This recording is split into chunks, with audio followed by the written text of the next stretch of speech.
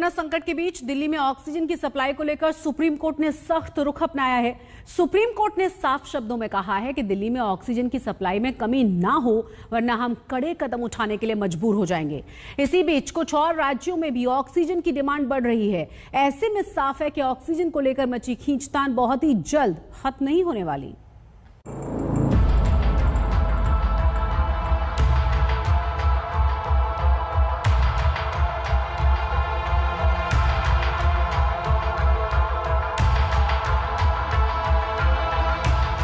Corona महामारी इन दिनों लोगों की सांसों पर संकट बनी हुई है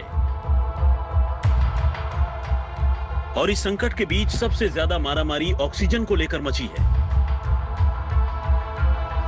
राजधानी के अस्पतालों में मचे कोहराम के बीच केंद्र ने दिल्ली में ऑक्सीजन का कोटा बढ़ाया तो लगा कि मरीजों के इलाज की मुश्किल अब कम होगी, लेकिन एक दिन बाद ही दिल्ली में ऑक्सीजन सप्लाई पर केंद्र को फिर सुप्रीम कोर्ट की फटकार झेलनी पड़ी है।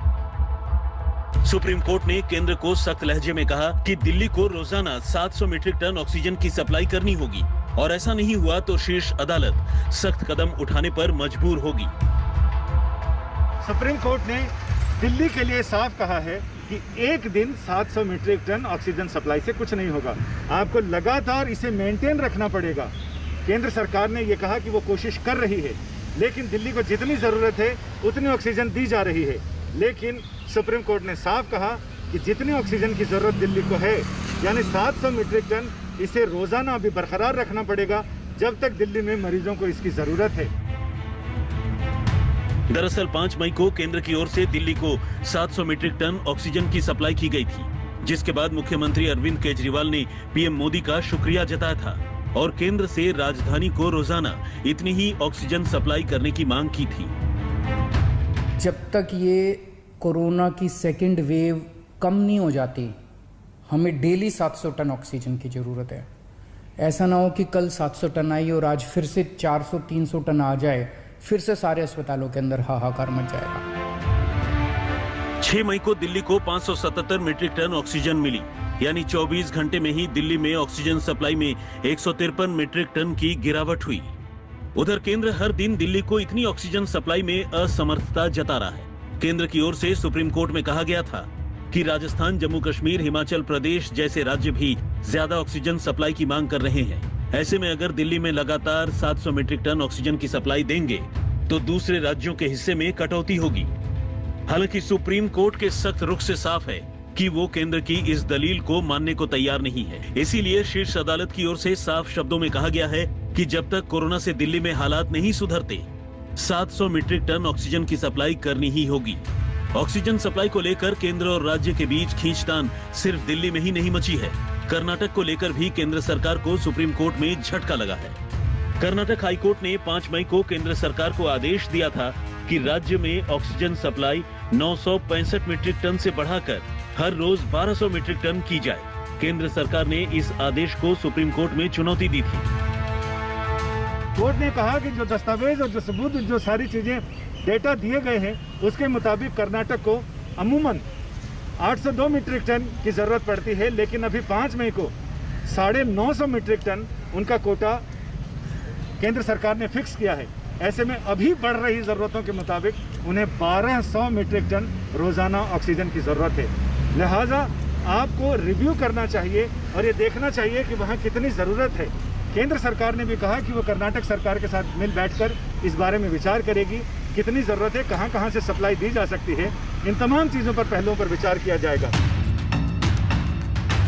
ऑक्सीजन की किल्लत के बीच मुश्किल इस बात की भी है कि देश में कोरोना के केस रिकॉर्ड तेजी से बढ़ते जा रहे हैं और इस सूरत में मरीजों के लिए इलाज का संकट भी बढ़ता जा रहा है, क्योंकि दिल्ली समेत कई राज्य सरकारें बार बार कह रही हैं कि ऑक्सीजन की पर्याप्त सप्लाई से ही मरीजों की जान बचाना संभव होगा। 9-9.5 हजार बेड हम तुरंत तैयार कर सकते हैं अगर ऑक्सीजन समुचित मिल जाए हम लोगों को। तो अगर ऑक्सीजन समुचित मिल गई, हम ये सारे बेड ऑक्सीजन बेड्स क्रिएट कर देंगे। अगर 700 टन ऑक्सीजन डेली आने लग गई, मैं आपको यकीन दिलाता हूं दिल्ली में किसी भी व्यक्ति की ऑक्सीजन की कमी की वजह से मौत नहीं होने देंगे। सुप्रीम कोर्ट की ये सख्ती और सरकार की कवायद के बीच कोशिश यही है कि किसी भी हाल में अस्पतालों में ऑक्सीजन की कमी न हो, ताकि कोरोना से जंग लड़ रहे मरीजों की जान बचाई जा सके। दिल्ली से संजय शर्मा के साथ आज तक ब्यूरो। अंदेशा जताया जा रहा है कि कोरोना की तीसरी लहर सबसे ज्यादा बच्चों को प्रभावित करेगी। महाराष्ट्र में कोरोना की दूसरी लहर में भी काफी बच्चे संक्रमित हो रहे हैं। राज्य सरकार इसका सामना करने के लिए अभी से जुट चुकी है। एक और चिंता यह है कि स्लम इलाकों में पॉजिटिविटी रेट कम हो रहा है, यानी कि लोगों में पहले के मुकाबले एंटीबॉडी कम हो रही है। यहां लोगों का खूब वैक्सीनेशन किए जाने की जरूरत है, लेकिन मुंबई में वैक्सीन की बहुत कमी है। कोरोना की दूसरी लहर से जूझ रहे महाराष्ट्र ने अभी से तीसरी लहर के लिए तैयारी शुरू कर दी है। अंदेशा जताया जा रहा है कि तीसरी लहर से सबसे ज्यादा प्रभावित बच्चे होंगे। इसीलिए उद्धव ठाकरे सरकार एक स्पेशल पीडियाट्रिक टास्क फोर्स का गठन करने जा रही है, जो राज्य में बच्चों के लिए कोविड केयर सेंटर्स बनाएगी। बच्चों में टीकाकरण नहीं हो रहा है, इसलिए अगर उनको कोरोना बाधित हो जाता है तो हम उनके लिए क्या कर सकते हैं, इसके लिए हम उनके लिए खास तौर पर एसएनसीयू जो बेड्स है वो एसएनसीयू बेड्स हम खास तौर पर लगा रहे हैं। और दूसरी बात ये भी है कि पीडियाट्रिक टास्क फोर्स हम बना रहे हैं। उनका जो मार्गदर्शन रहेगा, उनकी जो भी गाइडलाइन रहेंगे, उनके मुताबिक हम उसके मेडिसिन जो लगेंगे, क्योंकि बच्चों के लिए अलग तरीके से मेडिसिन लग सकते हैं, उनके वेंटिलेटर्स अलग तरीके से होते हैं, तो ये वेंटिलेटर्स हो, ये मेडिसिन हो, उसकी भी तैयारी करना उतनी ही जरूरी है। तो और छोटे बच्चे होते हैं, उनको उनके माँ के साथ रहना पड़ता है, तो ऐसे वक्त किस तरह से तैयारी करना जरूरी है, ये सब के बारे में पूर्व सोच होना जरूरी है और प्री प्लानिंग होना जरूरी है। इसीलिए ये टास्क फोर्स हम बना रहे हैं और टास्क फोर्स का जो मार्गदर्शन रहेगा हम जल्द से जल्द उस हिसाब से करेंगे। बच्चों के लिए जो कोविड केयर सेंटर्स बनाए जाएंगे, उनमें बच्चों के हिसाब से पीडियाट्रिक वेंटिलेटर्स और दूसरी जरूरी मेडिकल चीजों का इंतजाम होगा। ये सब स्पेशल पीडियाट्रिक टास्क फोर्स की देखरेख में होगा। टास्क फोर्स बच्चों की ट्रीटमेंट के पैटर्न की स्टडी भी करेगी। तीसरे लाट में या तीसरे हवे में जो आएगी, उसमें शायद वो बाढ़ में बच्चों की संख्या बढ़ सकती है और उसके अनुसार से महाराष्ट्र शासन ने तैयारी चालू की है। उन्होंने पीडियाट्रिक जो शिशु रोग तज्ञ जो है, उनकी एक मीटिंग बुला के, उनके सब एक्सपर्ट्स को बुला के, उनके साथ एक विचार विमर्श करके उनकी एक प्रोटोकॉल और गाइडलाइन बनाई है ट्रीटमेंट के लिए, प्रिवेंशन के लिए। महाराष्ट्र में करीब 6000 पीडियाट्रिशियंस है, जिन्हें बच्चों में कोरोना के इलाज के लिए ट्रेन किया जा रहा है। कोरोना की दूसरी लहर में पहली लहर के मुकाबले ज्यादा बच्चे संक्रमित हो रहे हैं और तीसरी लहर में और ज्यादा बच्चों के संक्रमण की आशंका है। इस बार हमने देखा है कि बच्चों में कोविड इन्फेक्शन ज्यादा हो रहा है। सिर्फ उतना नहीं है, जो बच्चों उनमें से जो परसेंटेज ऑफ द बच्चे हैं जिनको अक्सर हम लोग होम क्वारंटाइन में लास्ट ईयर मैनेज कर रहे थे, इस बार उनको हॉस्पिटलाइजेशन की भी जरूरत पड़ रही है।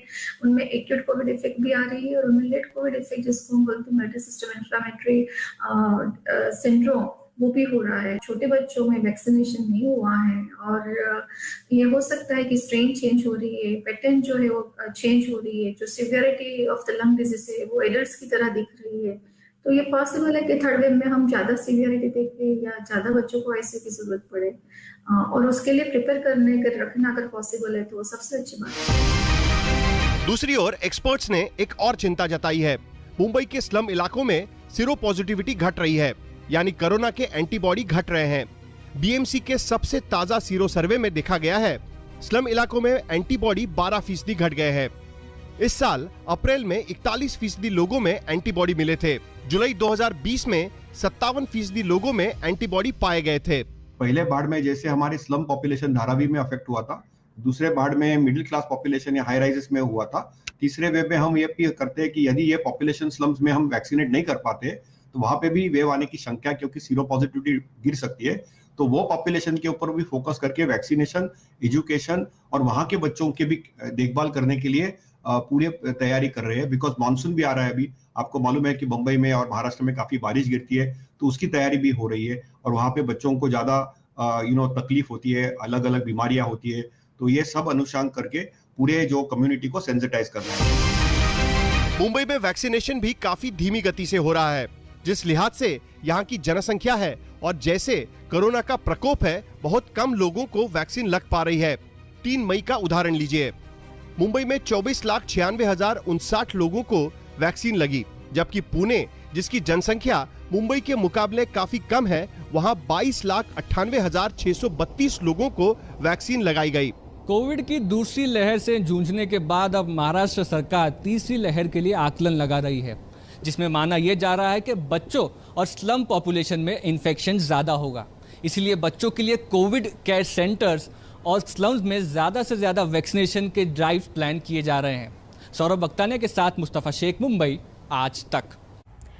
उत्तर प्रदेश में कोरोना लोगों को बेमौत मार रहा है। कुछ दिन पहले कब्रिस्तान और शमशान घाट के बाहर लंबी लंबी कतारों की तस्वीरें सामने आई थी, लेकिन इस बार यूपी के हमीरपुर से चौंकाने वाली तस्वीरें सामने आई हैं। आखिर यमुना में तैरती डेड बॉडी का सच क्या है, इसकी पड़ताल हमारे संवाददाता कुमार अभिषेक ने हमीरपुर जाकर की है। देखिए जरा। हम आपको ये तस्वीर नहीं दिखा सकते। उत्तर प्रदेश में कोरोना के कहर का सबसे चौंकाने वाला सच यमुना नदी में मौजूद है, वो भी तैरता हुआ। 1 नहीं 2 नहीं, बल्कि बीते 24 घंटे में हमीरपुर में दर्जन भर से ज्यादा डेड बॉडी यमुना नदी में बहती हुई देखी गई।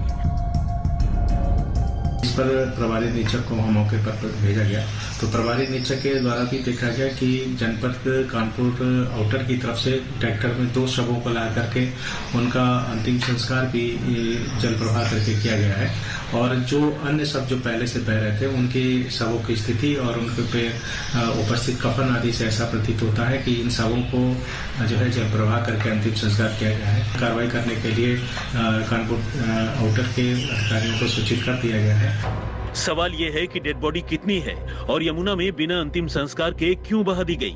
आज तक संवाददाता कुमार अभिषेक ग्राउंड जीरो पर पहुंचे ताकि यमुना में बहती डेड बॉडी के रहस्य को सुलझाया जा सके। यमुना नदी में अचानक नदी की लहरों पर उतराते तकरीबन दर्जन भर शव देखकर पूरे हमीरपुर में हड़कंप मच गया था। ये जमुना नदी है और गुरुवार शाम यहाँ पर कई शव इस जमुना नदी में उतराते हुए देखे गए। पता ये चला कि कानपुर और हमीरपुर के कई गांवों में लोगों ने कोरोना से हुई मौतों के बाद अपने शवों को यूं ही प्रवाहित कर दिया।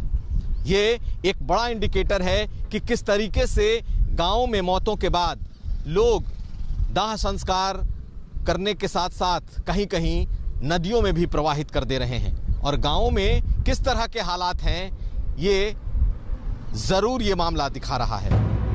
शुरुआती पड़ताल में यह पता चला है कि कोविड से हो रही मृत्यु के बाद घर वाले अंतिम संस्कार करने के बजाय डेड बॉडी को यमुना में बहा दे रहे हैं। ऐसा ग्रामीण इलाकों में हो रहा है। आज तक की टीम ने स्थानीय निवासियों से डेड बॉडी के बारे में पूछा तो उनका जवाब सुनिए। इधर बहुत सारी डेड बॉडीज क्या इधर से बह के आई थी, क्या स्थिति आती है? उस पार से आती है कानपुर से। अच्छा, कितनी बॉडीज आई होंगी लोगों? अभी आई है 5 आज। अच्छा। कल आई थी 14। अच्छा, तो ये क्या कहाँ से बह के आ रही है? इधर आती है, दबा देते हैं लोग, वही है। लोग कह रहे हैं कि यहाँ जमुना में भी डेड बॉडीज बहती हुई बहुत देखी। 1-2 दिन तो मैंने देखा, मतलब रुकी हुई थी। अब पता नहीं है बह के आ रही कि नहीं, मैंने भी नहीं देखा कि पानी बहता रहता है। निकल गई, किसी की नजर पड़ गई तो ठीक है, नहीं तो कोई वो नहीं है। बाकी पता नहीं, मैंने अभी तक नहीं देखा कि ऐसे बह के आ रही हैं। अभी 1 दिन पहले डेड बॉडी रुकी हुई थी, रेत पे फंस गई थी, या फिर जो भी जलाने को आया जो भी हो, अभी वो भी नहीं दिख रही है, निकल गई, शायद बह गई है। शासन आया था क्या हटवाने? सर मुझे नहीं पता उसके बारे में। कहा जा रहा है कि कहीं गाँव में लोगों की डेथ हो रही है और उसको नदियों में डाल दे रहे हैं और कई लाशें ऐसे बहती हुई यहाँ पे गई हैं, प्रशासन ने हटवाई। सुनने में तो आया है ऐसा, लेकिन अभी तक मैंने ऐसा देखा नहीं। स्थानीय लोगों का कहना है कि कोरोना महामारी के बाद ही ऐसे यमुना में डेड बॉडी को बहते हुए देखा है। पहले ऐसी भयावह तस्वीरें नहीं देखी थी। लोगों को लगता है कि कोरोना के डर से गांव में हो रही मौत के बाद लोग डेड बॉडी का अंतिम संस्कार करने की बजाय यमुना नदी में उन्हें प्रवाहित कर दे रहे हैं। हमीरपुर और कानपुर को विभाजित करती ये जमुना नदी है और इस जमुना नदी का इस वक्त का जो हाल है हम आपको दिखा दें कि कई लाशें बह करके आ रही हैं इस नदी में और एक तरीके से अवैध शमशान भी बन चुका है, क्योंकि जो कानपुर का किनारा है वहाँ पर हर रोज कई लाशें लगातार जलाई जा रही हैं, जिनका कोई रिकॉर्ड नहीं है। लेकिन प्रशासन को कल यहाँ तकरीबन दर्जन भर ऐसी लाशें मिली थीं जो कि बह करके आ रही थी। यानी कि गांव में या कहीं दूर दराज में लोग कोविड से मृत्यु के बाद अपनों को या तो प्रवाहित कर रहे हैं या फिर ऐसे ही अवैध तरीके से यहाँ वहाँ उनका दाह संस्कार कर रहे हैं। और ये सिर्फ हमीरपुर की बात नहीं है, ज्यादातर जगहों पर यही स्थिति है। कुमार अभिषेक, हमीरपुर, आज तक।